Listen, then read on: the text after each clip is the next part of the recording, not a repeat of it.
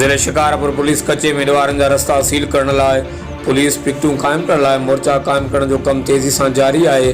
Police Shikarpur ज़िले जे कचे में पुलिस जूं 24 पिकटूं क़ाइमु करे रही आहे, जंहिंसां ॾिवारनि जो घेरो तंग थींदो ऐं अमन बहाल थींदो।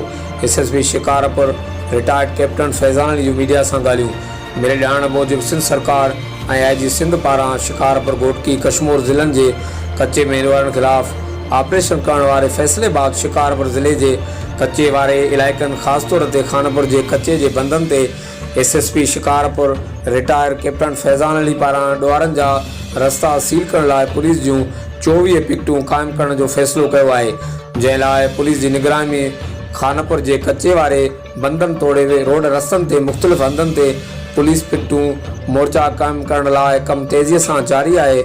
इन सिलसिले में SSP Shikarpur retired captain Faizan Ali जो वधीक चवणु आहे त शिकारपुर पुलिस ॾिवारनि ख़िलाफ़ पंहिंजो कमु करे रही आहे।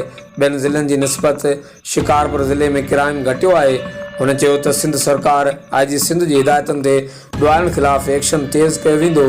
हिन वक़्तु शिकारपुर जे खानापुर तालुके जे कचे वारे इलाइक़नि में पुलिस जूं 24 पिकटूं क़ाइमु करे रहिया आहियूं। मोर्चनि जो बि कमु हली रहियो आहे। पिकटुनि ऐं मोर्चनि क़ाइमु थियण सां ॾिवारनि जा रस्ता बंदि थींदा ऐं ॾिवारनि जो घेरो तंग कयो वेंदो।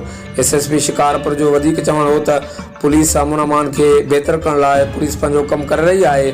आवाम खे घुर्जे त हू पुलिस सां ताउन कनि, जिते बि ॾिवारनि तोड़े समाजी बुराइनि जी निशानदेही कनि, पुलिस उते फौरी कार्रवाई कंदी। हर वक़्तु आगाहण लाइ ॾिसंदा रहो JTN वेब न्यूज़।